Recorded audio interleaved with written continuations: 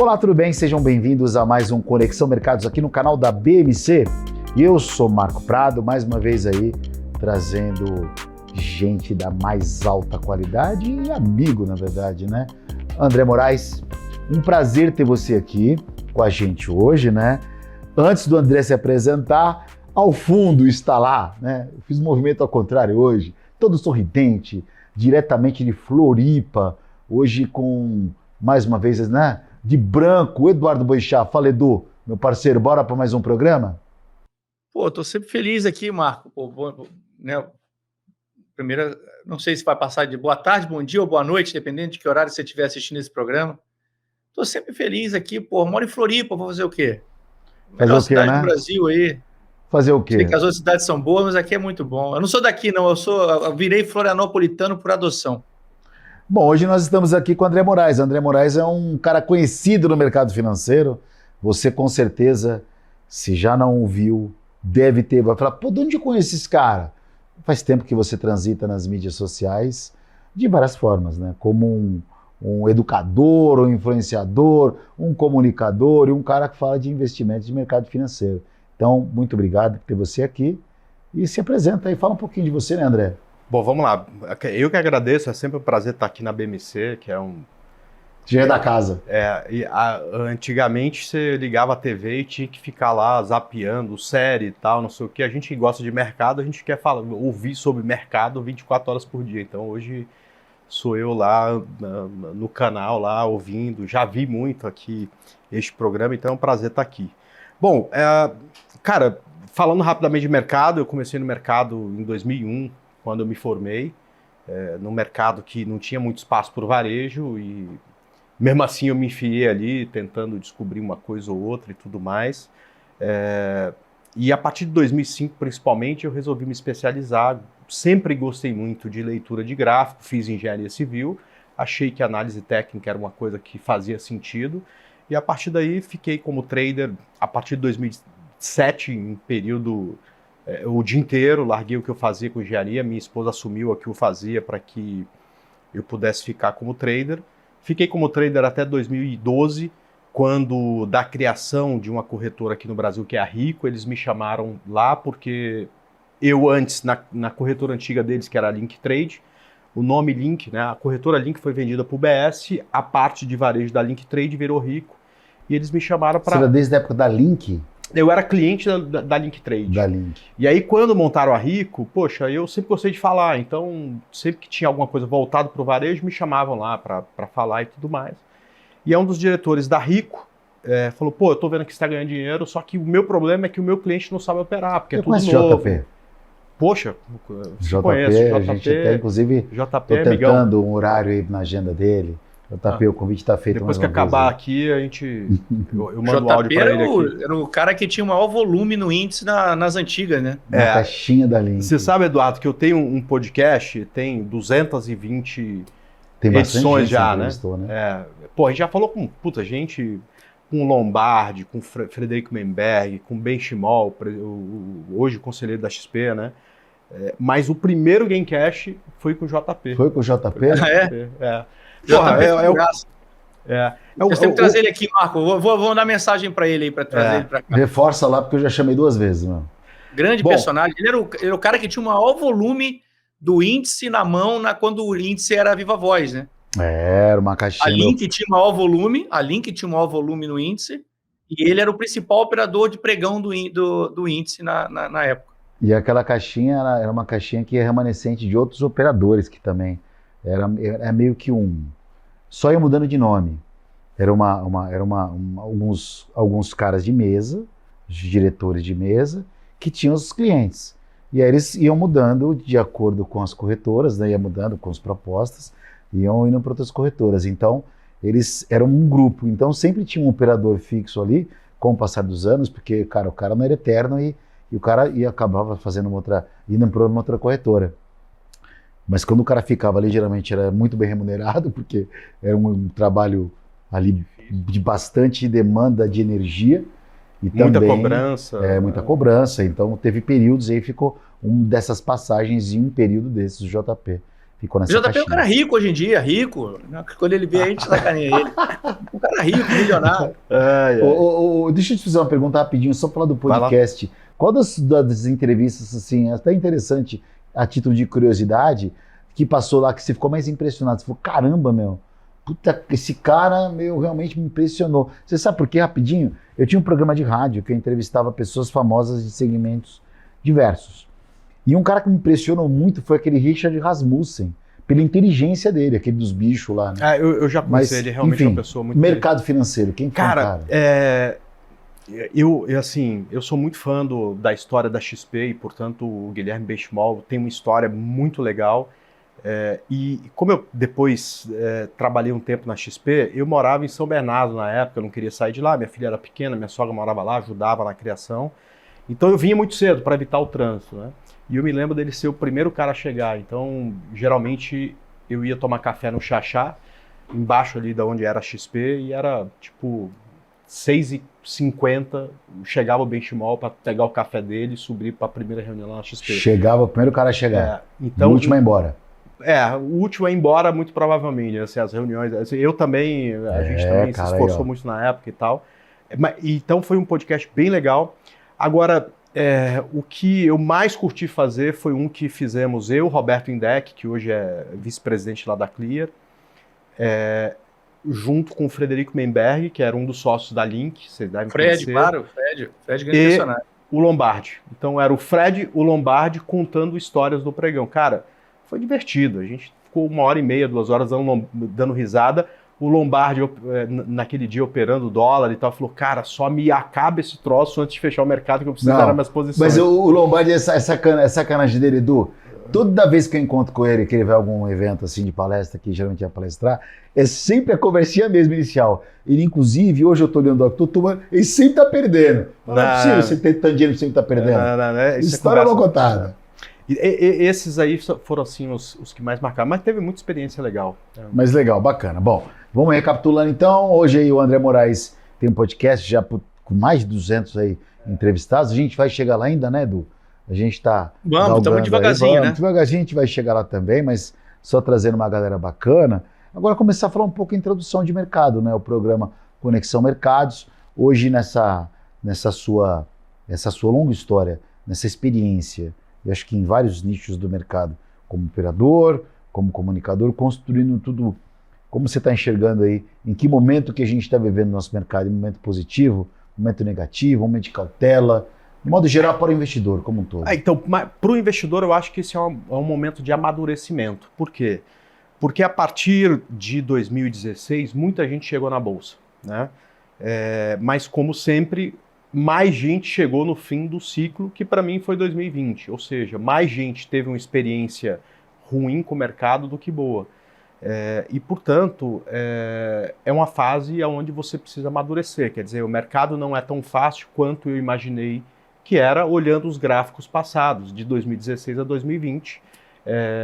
Aqui eu sou exigido não só no meu método de análise, que não importa qual pode ser análise de fundamento, pode ser análise técnica, e sim na minha capacidade de manter um emocional sempre equilibrado, na minha capacidade de ser paciente, na minha capacidade de ser o cara que gerencia bem o risco. E eu acho que a gente está vivendo esse amadurecimento. E, portanto, a gente está vendo, eu estou sentindo, conversando, eu falo muito com o trader o tempo inteiro, muito com o investidor de médio e longo prazo, a gente está vendo nascer talvez a geração mais consciente do que é realmente o mercado que a gente teve nos últimos 20 anos. Porque a primeira leva de trader e de investidor de varejo é a minha, né? Então começamos lá atrás eu, o Stormer, o Igor, enfim, e mais uma meia dúzia dessa galera de varejo, e muitos ficaram pelo caminho, né? Só que a gente aprendeu tudo na marra, não tinha livro, não tinha nada, né? A gente foi aprendendo com o mercado. Depois a gente teve uma geração que sofreu muito entre os anos de 2011 e 2015, foi 4 anos de bolsa terrível, né? E agora a gente está tendo essa terceira geração que veio para o mercado a partir de 2019, quando a bolsa subiu muito, pegou queda de Covid, o mercado se recuperou muito rápido, todo mundo achou que crise era aquilo, aí agora a gente tem aí 3, 4 anos de mercado mais lateral, um pouco mais difícil. Então eu acho que essa é uma época de muito amadurecimento. Agora, eu acho também que os próximos passos de mercado vão trazer muito mais gente do que trouxe dessa leva para o mercado, e esse mercado daqui a 5, 10 anos vai ser muito maior do que é hoje. Interessante. Qual consideração você faria em relação a isso? Achei interessante essa questão das gerações aí. O que você acha, Edu? Eu acho, do ponto de vista acho que concordo, né, com o André, porque do ponto de vista de pessoa física, no varejo, operando no mercado, isso tudo é muito recente, né? Antes, o primeiro home broker que teve sucesso no mercado, que eu acho que teve sucesso, foi o VIP Trade, que era da Ágora, né? O André vai lembrar bem isso aí. Que foi quando ele tinha uma corretagem fixa. Ali começou a entrar muita gente, entrou a entrar realmente o varejo. Antes, para operar na bolsa, você tinha que ter grana, você pagava aquela corretagem da tabela da Bovespa que espantava todo mundo, você tinha poucos investidores, o giro era pequeno. A partir da entrada do home broker, a partir da introdução de tecnologias, que aí o negócio ficou mais barato, né, você conseguiu ampliar a base de clientes, porque na hora que você botou tecnologia, os custos caíram muito e ficou mais fácil você cobrar a corretagem mais baixa, né? Então você trouxe mais gente para dentro do negócio. E concordo com o André, acho que a primeira geração de traders, pessoa física aí que começou a crescer, acho que foi a partir de 2000, 2001, principalmente o VIP Trade, acho que foi muito importante nisso daí, esse primeiro home broker. E a partir daí o negócio começou. Aí nós passamos por muitas crises, e isso que o André disse é recorrente, né? As pessoas, elas querem comprar. Agora, por exemplo, nós estamos vivendo o momento do Bitcoin, né? Todo dia, invariavelmente, alguém me chama, alguém que não tem nada a ver com o mercado financeiro, alguém que, sabe, não tem nada a ver com o mercado financeiro, mas sabe que eu trabalho com isso. E aí me ligam perguntando, e o que você acha do Bitcoin? O que você acha do Bitcoin? Isso para mim é um sinal claro que talvez o Bitcoin esteja num ponto alto. Até que já caiu nos últimos dias aí, caiu um pouquinho nos últimos dias, mas talvez esteja um ponto acima, porque tem muita gente entrando que não é do meio, né, que não é do meio e que viu no Bitcoin ali uma possibilidade de um ganho rápido. E o brasileiro tem isso, né? Principalmente o brasileiro, o americano é menos, mas o brasileiro ele quer comprar o bilhete premiado, né? Saiu semana passada, não sei se vocês viram. Da Ambima? Não, uma reportagem. Eu li uma notícia de que tem mais gente no jogo do Tigrinho. É isso aí. 7 vezes mais.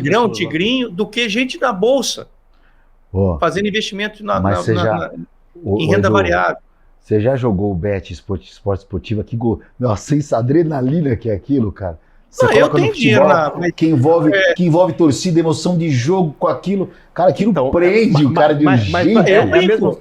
Eu brinco no bet. Mas você tem certeza absoluta que aquilo lá tem mais a ver com sorte ou azar com diversão. A gente não vai ficar milionário a noite por dia com aquilo. A gente tem essa ideia. Diversão. Então você vai no cassino, tem uma maquininha, você aperta lá, aquilo fica colorido pra caramba, alguém te dá bebida, tá tudo certo. Mas, cara, eu não tô lá pra ficar milionário, eu tô ali pra me divertir, né? Então, se encarado desse jeito, eu não vejo nenhum problema. O problema que existe é que muita gente não encara como isso. Mas os caras dão até curso hoje de aprender como você apostar, como faz a aposta esportiva. É mesmo?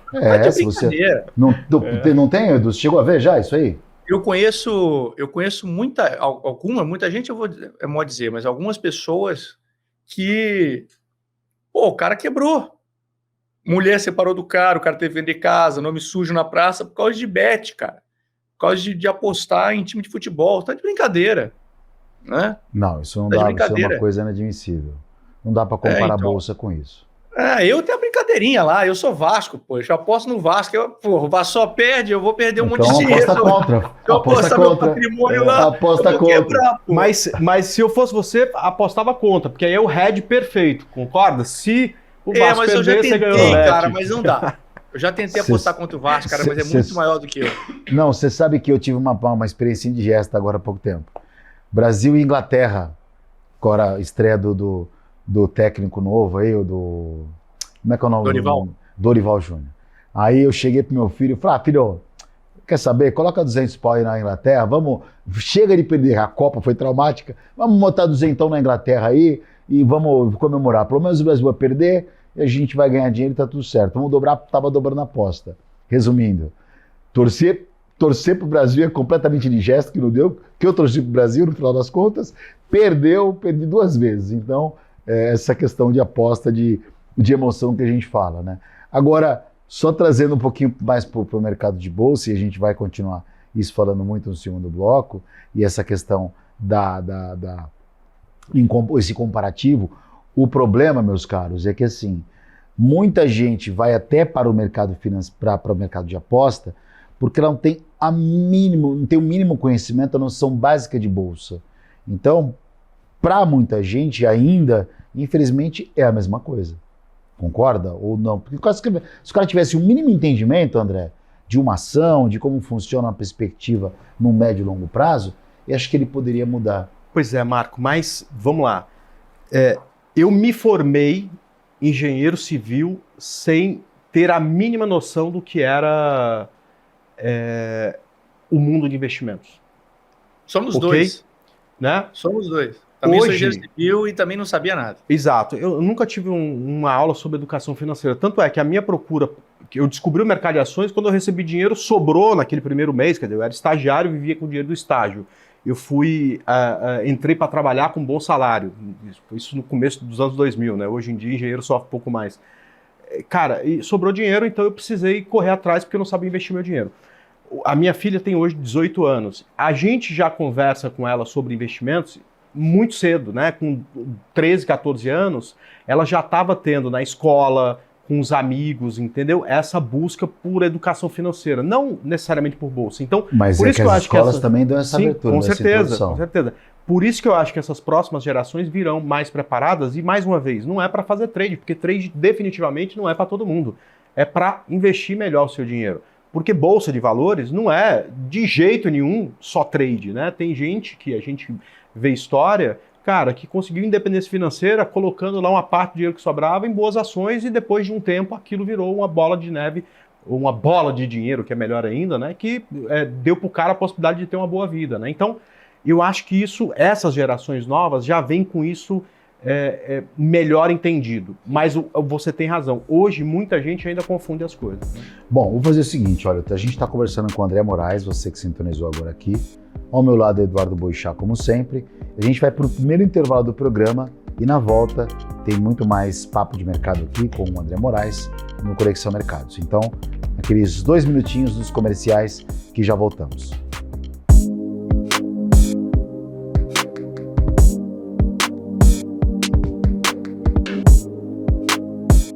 Muito bem, estamos de volta com Conexão Mercados aqui no canal da BMC. Hoje o entrevistado está sendo André Moraes. Estava falando muito, né, no primeiro bloco aí com os meus amigos, essa questão de hoje, a preparação das pessoas, né, estarem mais voltadas para o mercado em si. Agora já afunilando um pouco mais o nosso bate-papo. Hoje você disse uma frase final ali antes no bloco anterior, que definitivamente operações de day trade não é para todos. Acho até que trade, porque day trade é uma derivação do que é possível no trade, né? Que não é para todos. Mas isso é por conta do momento que se tem do mercado hoje, do nosso mercado pequeno ainda, em expansão, ou porque realmente o bicho é um buraco mais embaixo? Cara, eu acho que isso é da vida. Da vida. Assim, vamos lá. Estados Unidos, China, qualquer um, cara tem... O que eu acho é que em qualquer profissão é mais ou menos assim. Na minha sala, no primeiro ano de engenharia civil, Boixá, tinha 150 alunos. Aliás, eram 2 salas com 75 em cada. Cara, aula de cálculo avançado e tal. Quando a gente chegou no 6º ano, se formaram uns 30. Desses 30 hoje, cara, tem uns 5 que trabalham com engenharia e conseguiram ganhar dinheiro.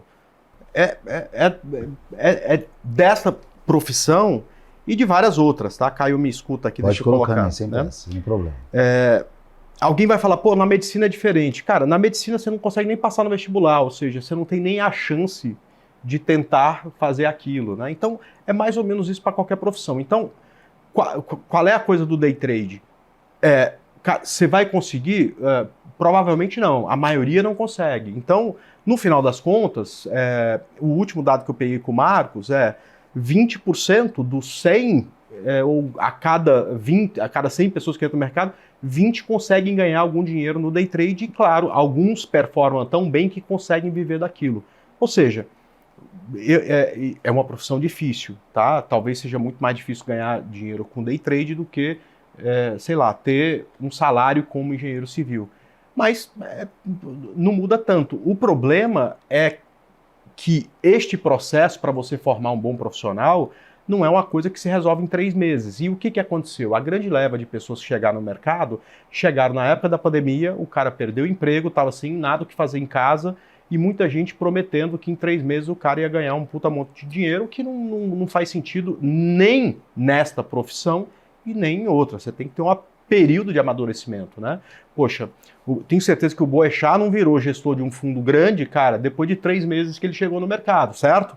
Eu não virei, não montei uma carteira com 2.000 clientes, cara, 3 meses depois que cheguei no mercado. É importante você ter, ganhar experiência para que você adquira habilidade, para que você possa viver em qualquer profissão, inclusive na operação day trade. Então, mais uma vez, esta geração que chegou, a última que chegou perto da pandemia, agora muitos desses caras conseguiram desenvolver essas habilidades e a partir de agora estão começando a ter um resultado positivo. Então eu já entrevistei algumas pessoas que estão paradas com tudo, fazendo isso e tendo uma vida razoável e tentando levar isso para frente, né? Então é uma coisa possível, mas não é para todo mundo, porque, enfim, tem dificuldades mil como em qualquer profissão, né? Eu entendo, concordo contigo sim, cara. Eu acho que tudo é uma questão de amadurecimento.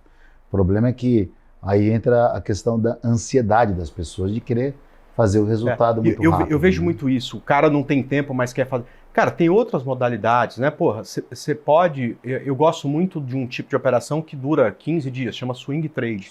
Cara, você precisa estudar uma vez por semana. Se você gostar de estudar, se você gostar do mercado, aquilo acaba virando um prazer e você consegue tomar boas decisões assim. E você não precisa deixar de fazer o que você faz para estar no mercado. Eu gosto muito... que nos Estados Unidos é conhecido como fusion, né, da junção de análise de fundamento com análise técnica para você pegar, por exemplo, né, um melhor time de entrada na operação, porque o investidor pessoa física pode se dar esse luxo. O gestor que precisa comprar 20 milhões de ações de um determinado ativo, ele tem que ir comprando a qualquer preço, porque no longo prazo ele acredita que aquilo vai subir. O cara que vai comprar 1.000 ações, ele pode esperar um time mais apurado. Então, é um outro tosse que existe paciência. Não necessita muito estudo, você vai estudar uma vez a cada mês para entender melhor o timing. Também é trade, né? Então, eu acho que aí quando a gente junta tudo, ok, vai ter o cara do day trade que quer uma nova profissão, a maioria não vai conseguir ganhar, como em qualquer profissão. Você tem o cara que pensa no período um pouco mais longe, que aí esse cara tem um histórico muito grande de gente que consegue no longo prazo ganhar dinheiro. Mas, só para resumir, cara, não tem nenhum problema em você tentar o day trade. Você só precisa, antes de enfiar um puta monte de dinheiro para ver se vai dar certo, cara, fazer dar certo com pouco dinheiro. Porque para os poucos que fizeram isso, né, não precisaram perder dinheiro para aprender e tudo mais, que é a história que a gente mais escuta do cara. Antes de conseguir se dar bem, teve uma experiência muito ruim, né? Isso quando você evita, cara, você já sai na frente de um monte de gente. Antes de passar a palavra para Eduardo Boechat, só para você que está assistindo ou ouvindo o programa, operações de day trade são pessoas que compram e vendem um ativo no mesmo dia. Swing, como o André disse, que a gente considera a partir de uma semana ali, né, 10 dias, quando você compra uma coisa, daqui 10 dias você vende. E position, quando você carrega aí para a vida inteira. O Edu, você sabe uma coisa que a nossa geração, nós tivemos a oportunidade de estar no mercado porque a gente trabalhava por aquilo. Então, você estava recebendo, era remunerado, sem obrigação de ter que fazer dinheiro, porque a gente recebia por aquilo, e estaria, de uma certa forma, a gente estava aprendendo no mercado. Isso foi muito benéfico para nós, né, Edu? Pegamos uma geração que aí depois, quando a gente foi para o nosso momento de operar por conta própria, assumir o risco, a gente estava treinado. Então, eu acho que as pessoas não têm essa oportunidade, né? Então você pega hoje quantas pessoas trabalham em escritórios que têm a oportunidade de aprender e futuramente sair para seguir a vida própria. Isso acabou sendo muito benéfico no nosso período, né, Edu? Acho que esse é um ponto bem importante, cara.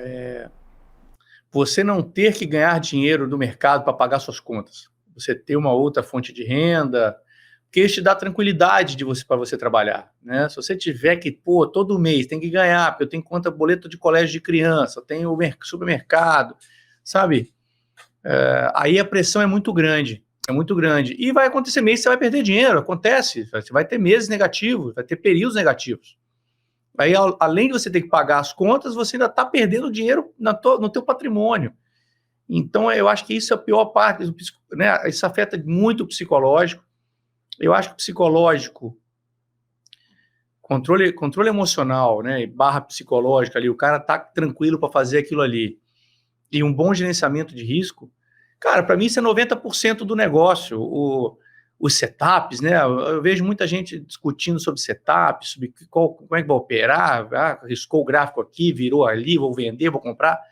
Enfim, isso aí eu acho que corresponde para uns 10%, cara, porque minimamente todo mundo vai montar um setup, né, vai ter uma ideia de trading. Mas a gente tem que estar preparado para quando essa ideia de trade der errado, a gente não quebrar, né? Basicamente é isso. Não quebrar, porque no dia seguinte tem mercado de novo. Então, eu acho que, e isso que o André falou também é muito pertinente nesse sentido, porque, poxa, o cara que vai operar day trade, ele tem que se dedicar, ele tem que estar ali à disposição para fazer aquilo. E aí o cara muitas vezes tem uma profissão, ele continua trabalhando na profissão e ao mesmo tempo operando o mercado day trade. Poxa, ele não vai fazer nada bem, nenhum nem outro. É muita pressão em cima e provavelmente o cara vai ter resultados ruins. Então, eu acho que, né, a gente tem que ir equilibrando. O grande lance do trade, de ser trader, eu também faço isso também há 25 anos, já agora em janeiro fará 25 anos que eu comecei no mercado, é você ter equilíbrio, você tomar as melhores decisões.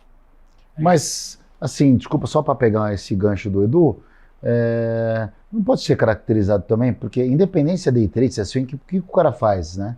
Como uma possibilidade de ganhar um dinheiro a mais, porque o cara que está, por exemplo, exercendo uma função em outra coisa, em outra área, que tem a sua empresa, que tem a sua loja, que tem o seu comércio, ele pode pegar os reais que ele ganhou na sua operação e comprar uma ação, por exemplo, e vai chegar lá, entrar na sua mídia social, vai se identificar com você, e você vai falar, olha, eu acho que a ação X vai subir por isso e isso.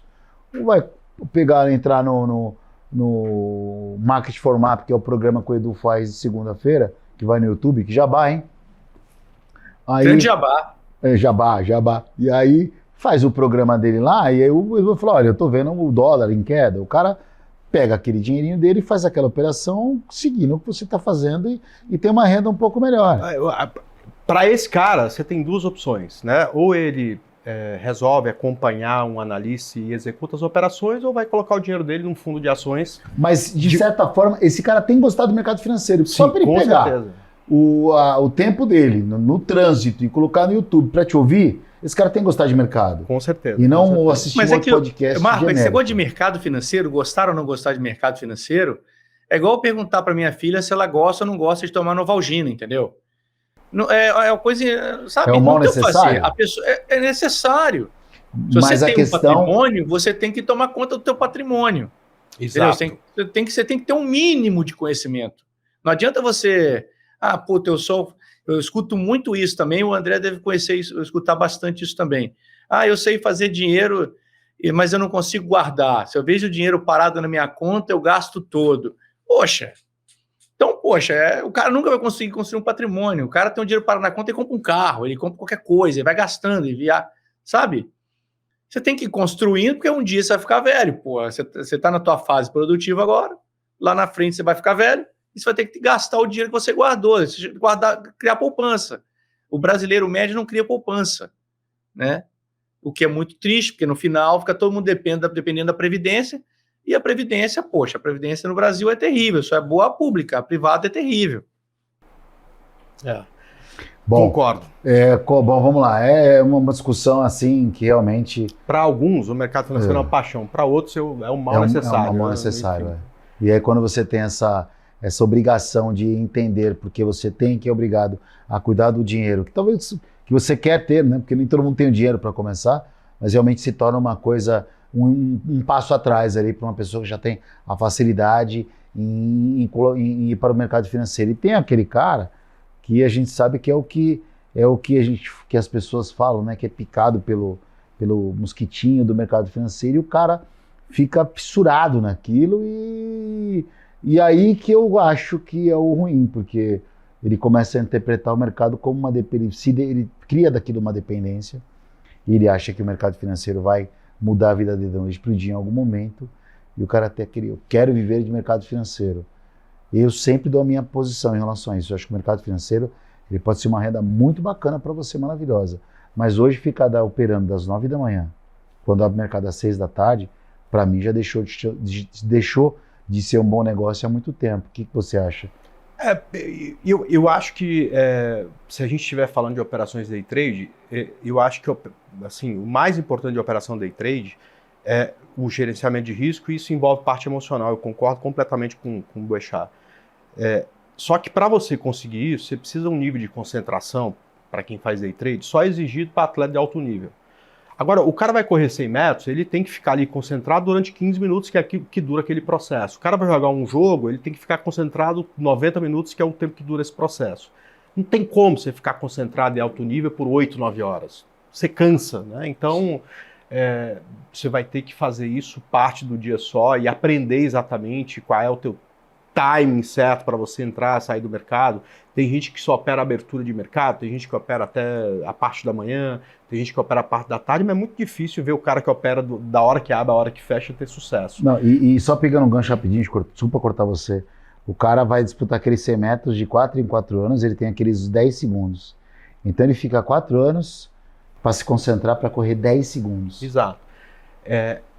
Exatamente. E às vezes eu fico 2 horas olhando o mercado, cara, sem parar, para só depois de 2 horas apertar o botão para comprar ou vender. Então, isso são habilidades que você precisa se desenvolver. Eu não acho que o mercado hoje é mais difícil do que lá atrás. Por quê? Por um lado, tem menos volatilidade, entendo eu, até porque, enfim, o mercado é melhor precificado, então você tem menos volatilidade. Mas, por outro, você consegue ganhar muito mais com baixa volatilidade. Por quê? Porque antigamente você pagava 0,5% quando você comprava do valor investido e 0,5% quando você vendia. Hoje você não paga nada, a não ser emolumentos para a Bolsa, né? Ou seja, você consegue fazer também operações mais curtas. Então eu acho que tá do mesmo jeito. O que o cara precisa é de dar tempo para que ele adquira habilidade. Assim, eu acho que isso é o grande problema de quem não dá certo, tá?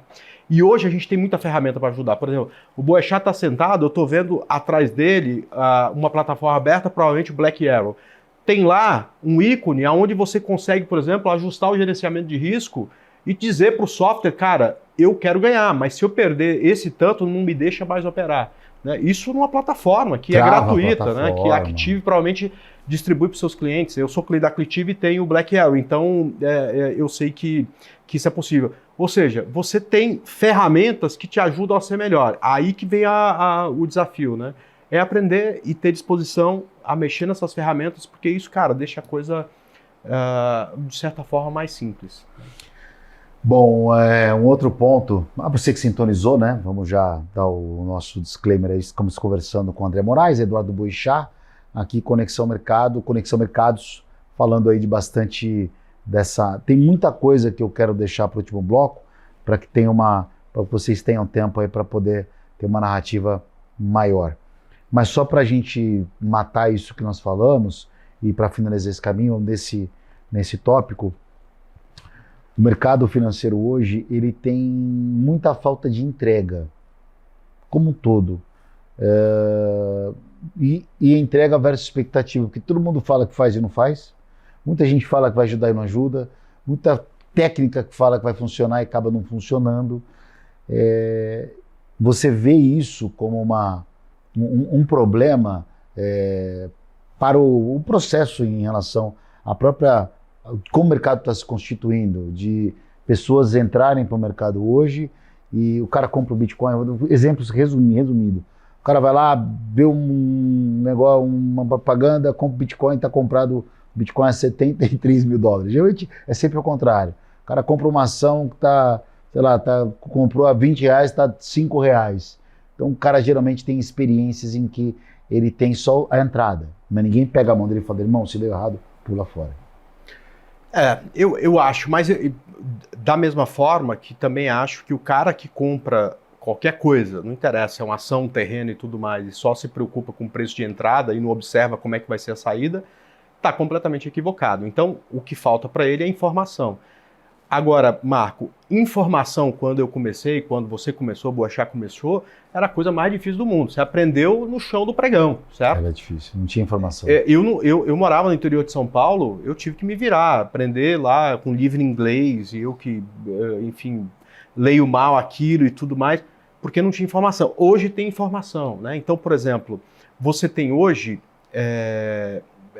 muitas estratégias, né, de pessoas que tiveram sucesso no mercado, onde você consegue pegar aquilo, e aí o erro que acontece é que o cara acha que vai aprender uma estratégia com o Marco, o André, com o Boechat, enfim, e vai replicar aquilo 100% e vai dar certo para ele. A estratégia que eu tenho, ela funcionou para mim, tem um perfil, tem um tipo de temperamento e tudo mais. Quando o cara vem e pega e começa a estudar uma estratégia e aquilo vai servir como base, né, para que ele desenvolva a dele, aí, cara, se torna uma coisa poderosa. E qualquer estratégia de trading, né, e acho que também de investimento de longo prazo, tem que te dizer aonde você vai comprar e também tem que te dizer mais duas coisas. Aonde você vai sair se der errado, porque vai dar errado, ninguém acerta 100% do tempo, nem Warren Buffett, que é o maior investidor de todos os tempos. Né? Esses dias ele e o Lehman compraram lá a Heinz e deu errado, ou seja, nem ele acerta 100%. Você também não vai acertar. Então você precisa saber aonde você pula fora do barco e você precisa saber também aonde você sai quando dá certo. Então qualquer estratégia de sucesso tem resposta para essas três perguntas. Então o que você está falando é que o grande problema é que as pessoas só se preocupam em aonde comprar e se esquece dessas outras duas. Né?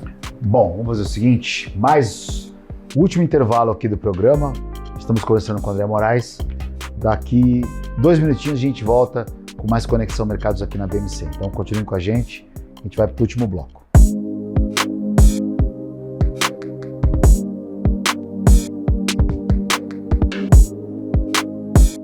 Olá, muito bem, estamos de volta com Conexão Mercados aqui na BMC. André Moraes e Eduardo Boechat falando de mercado financeiro em geral.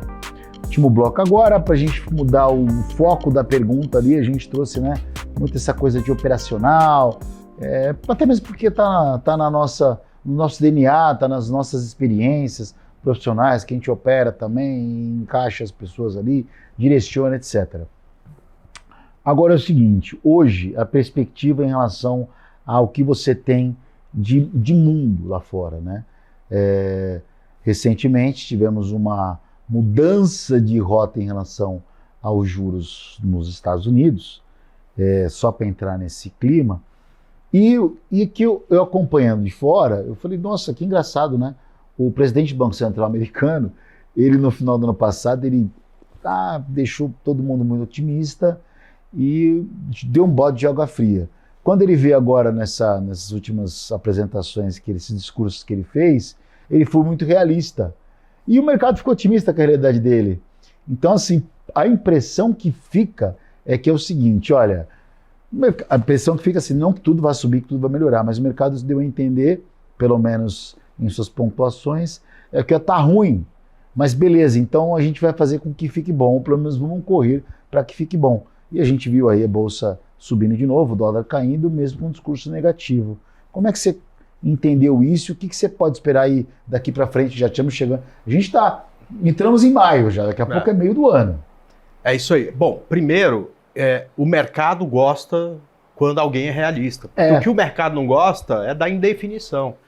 Vai ser ruim, o mercado bota preço nisso e acabou. Vai ser bom, o mercado bota preço nisso e acabou. Agora, a gente não sabe como vai ser. E isto cria realmente um problema para o mercado. Então, o fato de, na última reunião do Fed, ele ter sido realista, talvez um pouco menos duro do que eu imaginei, fez com que, em determinado momento, o mercado americano subisse bastante. Ele subiu na hora que mas desceu tudo de volta. Mas no dia que se seguiu, quando todo mundo parou para pensar, é isso mesmo e tal, ele voltou a subir um pouquinho, hoje está subindo mais um pouco, até porque saíram dados aí interessantes para a inflação, não para a economia, né? A economia desacelera, mas isso é bom para o problema maior que temos agora, que é a taxa de juros. Para todo mundo entender o que a gente está falando, né? Quando a gente virou o ano, parecia que em março a gente teria juro mais baixo nos Estados Unidos. Aí foi chegando perto de março, o pessoal falou, não, vai ser para a próxima reunião. E agora já se discute se teremos ou não redução dos juros nos Estados Unidos. Hoje, com esses dados de hoje, né? a maioria imagina de 1 a 2 cortes no ano, alguns achando que vai ter até 3, começando a partir de setembro, né? E quando você retarda isso, né, lá nos Estados Unidos, você também cria um retardo na queda da nossa taxa de juros aqui no Brasil, porque esse spread entre uma taxa e outra não pode ficar muito justo e, portanto, impacta as ações brasileiras. O que aconteceu foi isso. A demora para cair os juros nos Estados Unidos, de certa forma, impactou negativamente as nossas ações aqui. E, é claro, esse é só um dos problemas. Os balanços do trimestre passado também não foram muito acima do que se esperava, né? Enfim. E isso, de certa forma, acomodou o mercado quando os outros países emergentes subiram bem, tá? E este nossa reclamação. A gente perdeu uma oportunidade, porque a gente viu aí outros países emergentes, os índices países emergentes fazendo um novo topo do que eles tinham feito lá em dezembro, e a nossa bolsa está, sei lá, 5, 6% do topo de dezembro, né? Então a gente ficou atrasado e entendo que, principalmente com um dado, né, que mostra aí a possibilidade de uma inflação menor nos Estados Unidos por conta de desaquecimento de economia, se vierem mais, como veio no dia de hoje, isso pode ajudar a nossa bolsa a voltar a subir.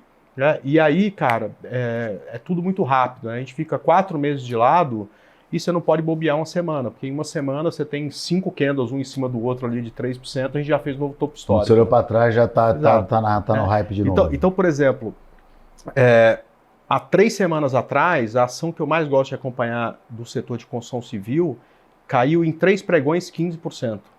Hoje, a última vez que eu olhei, ela estava subindo 6%. Entendeu? Então, entendi. Essa coisa do timing... A correção é rápida também. Exato. Ô André, pergunta para você, que depois eu quero estender para o Eduardo Boixá, porque o Boixá, a opinião dele é muito válida, inclusive a opinião dele está no Instagram, eduardo.boixá, ele sempre... Assim como o André Moraes, qual é o seu Instagram mesmo, hein? André Ribeiro Moraes. Eu vou falar o meu também, @MarcoPrado, que é importante as pessoas acessarem, e a gente sempre está falando de mercado financeiro, vocês vão olhar e sempre em temas atualizados. Eles até muito mais do que eu. Ô André, pergunta para você que eu quero que o Edu responda. Se fosse para você começar, se o André Moraes estivesse começando hoje no mercado financeiro, o que você não faria? Erro que você comentou lá atrás. É tanta coisa. Não, se não tivesse pontuado. um ponto. Mas é tanta cagada que nós já fizemos. Eu vou te falar, né? Quando o cara reclama de stop, Boixá, eu falo, cara, não reclama porque eu sou o único, e ninguém aqui, né? Às vezes eu tô lá com 500, 800 pessoas ao vivo, ninguém aqui tomou tanto stop como eu, né? Então, por quê? Porque, cara, 40%, 35% de tudo que você faz dá errado. Eu já fiz milhares de operações, muito mais do que vocês estão dando os primeiros passos, então eu tomei muito mais stop. Cara, eu nunca, graças a Deus, vivi aquela coisa da jornada do herói, de ter que primeiro me estrupiar inteiro para conseguir dar a volta por cima. Nunca aconteceu comigo, eu sempre tive muito medo de perder meu dinheiro. Quando eu comecei a minha vida profissional, eu não tinha nada, e tudo que eu construí foi junto com a minha esposa. Então, eu sabia que aquilo não era meu, eu sempre tive muito dinheiro e perder esse dinheiro. Mas teve um evento isolado em 2007, onde eu estava posicionado no mercado de opções, eu não sei se você se lembra, mas não tinha alavancagem na corretora. Então, a gente usava o mercado de opções para fazer operações de curtíssimo prazo. E perto de um dia de Fed, numa quarta-feira, o mercado virou e eu perdi mais dinheiro do que eu tinha previsto por conta de falta de liquidez do mercado, né? Então, isso foi em 2007. Assim, eu perdi 5 vezes o que era o pior cenário para um dia normal de trade. E aquilo me afetou num determinado momento, porém, me fez entender que gerenciamento de risco era o que valia, que aonde você vai comprar, onde você vai vender, também é importante. Mas, cara, se você não comprar 10, comprar 10 e 10, tá tudo bem, entendeu? Agora, se você não tiver um bom gerenciamento de risco, você vai quebrar. Portanto, a pior experiência foi essa. Eu me lembro, foi uma quarta-feira, como são todas as reuniões do Fed, eu me lembro do que aconteceu a seguir, o desespero, sabe, aquela coisa. Porém, eu aprendi a lição que eu levo até hoje na vida. Então, não sei nem se eu gostaria de não ter tido esse evento acontecendo. Mas então, hoje, se fosse para fazer alguma coisa completamente diferente que você teria feito, seria uma gestão de risco melhor, é isso? Exato. Me preocupar mais cedo com gestão de risco. Hoje. Só para você ter ideia, em 2007, eu larguei a engenharia, tinha uma filha recém-nascida, ou seja, eu tinha compromisso, e ainda não era um cara bom em gerenciamento de risco. Quer dizer, eu corri muito mais risco do que eu precisava correr. Então, acho que é importante você apontar para as pessoas que estão começando agora, né? Essa questão de não tentar não dá para não é que tentar. Você pode não perder mais do que você imagina, porque isso é trava de plataforma. Antigamente a gente não tinha isso. Antigamente tinha um botão, clicava, sumia na tela, você não conseguia zerar a operação. Hoje você coloca na trava do computador lá, e até mesmo a corretora tem essa função. Então, essa gestão, Edu, o que você faria diferente aí hoje? Qual erro você não cometeria hoje, se estivesse começando agora, chegando aí na Active Trades, aí falava, só uma coisa eu não faria de novo? Ô, Marco, eu vou te falar uma coisa, cara. Eu tenho 47 anos, eu sou um homem sem arrependimentos, cara. Oh, que isso? Eu vou ter... Que é isso? Tudo que eu fiz na minha vida foram as escolhas. Óbvio que eu cometi erros no caminho, né? Poderia ter feito escolhas melhores, mas com as informações que eu tinha em determinado momento, eu tomei aquelas decisões, principalmente profissionais, troca de emprego, trabalhei em alguns lugares, poderia ter feito algumas trocas diferentes, enfim, mas faz parte de quem eu sou hoje aí, tanto na vida pessoal quanto na vida profissional. Não faria tudo exatamente igual, não tem nada que eu gostaria de refazer, não.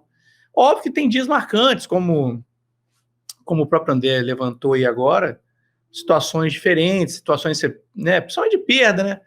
Normalmente os programas que a gente conversa, quando a gente encontra muito com os amigos, né? Semana passada eu estive em São Paulo aí no casamento de um amigo do mercado, então, poxa, o casamento era todo do mercado das antigas, né? Obrigado por ter avisado aqui que você estava em São Paulo para dar um abraço, beleza? Eu estava lá em Juqueí, lá com o casamento. Você passou por São Paulo. Guilherme Gartner foi meu chefe no HSBC, e, pô, estava toda a minha turma do mercado ali de mais de 20 anos, né? E as conversas são sempre, né?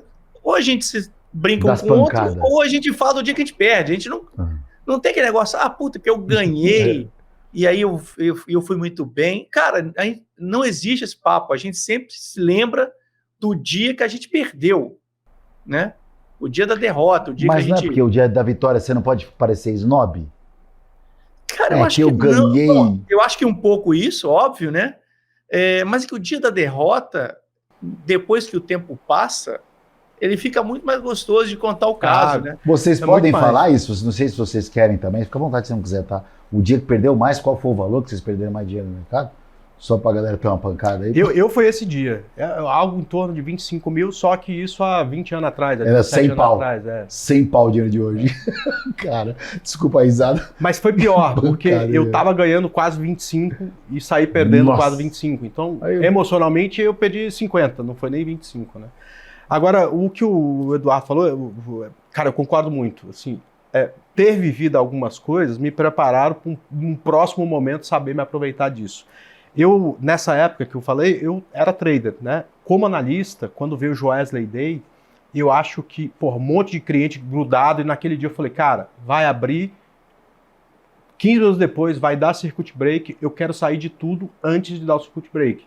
Cara, deu o circuit break, a gente tinha saído de tudo, depois disso o mercado voltou e, cara, ficou a impressão de que, cara, a gente saiu no pior momento possível. Me senti muito mal depois, mas não estava errado na estratégia. O que estava errado era a comunicação, a forma que eu falei isso. Estava numa sala, um monte de analista gritando, cliente, e eu não me comuniquei bem. De alta, depois o limite de alta de novo. Deu 2 vezes o limite de alta. No dólar, né? Abriu na máxima, depois foi para limite de alta e fizeram o leilão. Exato. Só que eu tive outra oportunidade com a mesma coisa. Volta do feriado de carnaval em 2020. O que eu fiz? A mesma coisa, mas aquele momento onde eu me comuniquei mal me fez eu me preparar. Primeiro, eu não fui para escritório, eu falei, vou ficar em casa, sozinho, por favor. Cara, só se estiver pegando fogo o prédio que você me chama. Sentei lá meia hora antes, me preparei e falei, galera, ó, pode voltar, pode isso, pode aquilo e tal, mas a estratégia é sagrada. Eu vou sair daqui. Saiba que você pode fazer diferente, mas a gente vai sair daqui. Cara, quase todo mundo caiu fora. 17 pregões depois, a bolsa tinha caído de 50%. Ou seja, ter vivido aquela experiência do Joesley Day fez com que eu melhorasse a comunicação e tirasse todo mundo do jogo, cara, 17 dias antes da bolsa cair 50%. Então, é essa coisa. Salvou umas vidas aí. Quem a gente é hoje é um pouco do que a gente fez de acerto e de erro. Então, eu também não me arrependo, mas se eu pudesse não ter perdido aqueles 25 mil, seria bom. Boa, verdade. Edu, para consideração final aí, que a gente está na reta final do programa aí, Queria que você Deixa eu só complementasse. contar minha derrota maior, né? As Conta minhas aí, derrotas conta. maiores Agora eu fiquei dividem em interessado. duas. É porque eu tenho duas, né? Eu tenho a vida jurídica e a vida física, né? Como pessoa jurídica, operando para banco, minha maior derrota foi dia 10 de maio de 2004. Eu trabalhava na tesouraria do HSBC e a gente ali, a minha equipe, era eu mais dois caras, nós perdemos 12 milhões nesse dia. Foi problema com China? Puta que pariu. Não, na HSBC. O China era meu broker. O China era da Link, né? Não, eu tô perguntando, nesse momento, o que foi a crise? Foi alguma coisa na China? Não, achei que você falou do China. É que o China tava no casamento também, o China que é da Link também, que você deve conhecer. Eu lembro. Também. Perdeu só 12 milhões, tá bom. Não, foi um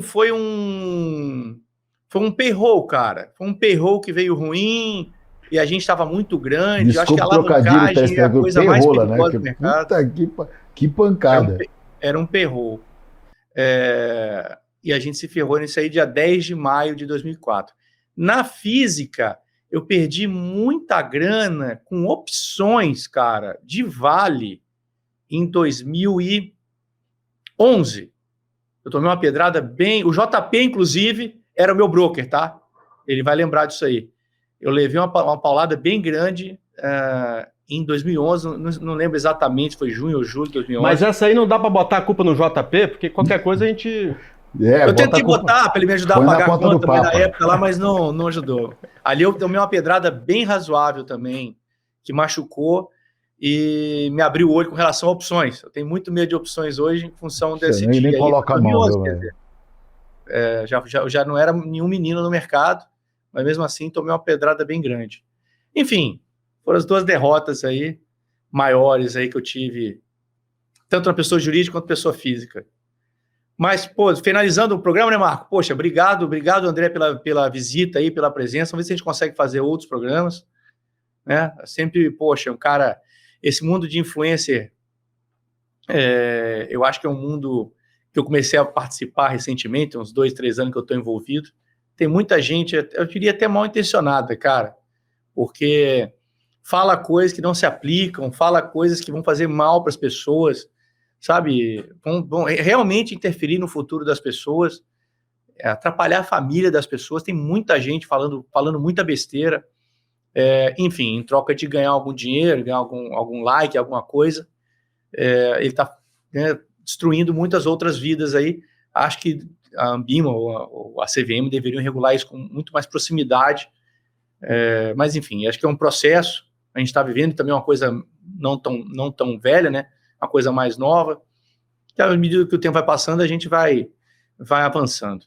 Mas o André é um cara que eu acompanho já há muito tempo, que eu tenho certeza que faz um trabalho bom, que é bem intencionado, e por conta disso está aí, né, com a carreira, com a carreira já há algum tempo no mercado. Ô, André, eu vou deixar você dar a palavra final também, e falar para o nosso telespectador que está assistindo, que falando de derrota, a gente vai, né, justamente falando das derrotas, mas com o intuito de mostrar que, através de algumas derrotas, a gente também chega na vitória, né? Claro, mas assim como em qualquer profissão, né? Pô, Ronaldo foi campeão do mundo em 2002, cara, um cara reconhecido no mundo inteiro. Se você voltar 3 anos do tempo, tá a perna dele quebrando no meio no jogo, com o mundo inteiro assistindo, né? Então, olha só, né? O médico falando para ele, cara, você nunca mais vai jogar bola. E, cara, 3 anos depois ele estava marcando 2 gols na final de Copa do Mundo. Então, naturalmente, derrotas vão acontecer. Agora, você pode desistir e o resto da vida ficar falando que não deu certo por conta daquilo, ou você pode pegar aquilo, aprender a lição e transformar daqui a pouco no que vai ser seu trunfo, que foi exatamente... eu tenho certeza que as lições aprendidas pelo Boechat ajudaram ele a ser um trader melhor, um investidor melhor, e no meu caso também. E falar para o público que nos assiste você precisa de saber investir o seu dinheiro. Então esse não tem de onde fugir. Não necessariamente você tem perfil para investir na renda variável. A maioria precisa. Se você tiver perfil e precisar, você está muito bem servido hoje, você tem excelentes profissionais, você tem excelentes fundos, você tem excelentes analistas e você tem informação boa na rede o suficiente para que, se você quiser aprender, você aprenda com tempo, não dá para querer ficar rico da noite pro dia, e possa desenvolver a sua estratégia. O único trabalho é saber diferenciar do conteúdo que é um lixo do conteúdo que é muito bom. Mas quando você já tem uma noção do que é o mercado, se preocupe com as promessas, né? Quando a promessa não fizer cabimento, provavelmente é um conteúdo ruim. Vai lá, estuda e boa sorte. Tomara que você consiga ter tanto sucesso quanto esses aqui que me rodeiam. Meu irmão, a casa Valeu. é sua quando quiser. Obrigado. Edu, vamos dar aquele soco aqui, ó. Vem junto aqui, ó. Vai lá. Valeu, meu irmão. Obrigado mais uma Valeu, vez, meus tá, queridos. Edu? Obrigado. Valeu, até Ó, mais. Boas reuniões aí pra você. Um ótimo dia, viu, Edu? Valeu, obrigado. cara. Um abração. Até mais. Vamos encerrando aqui o programa Conexão Mercados. André Moraes, obrigado pela sua audiência e até a próxima.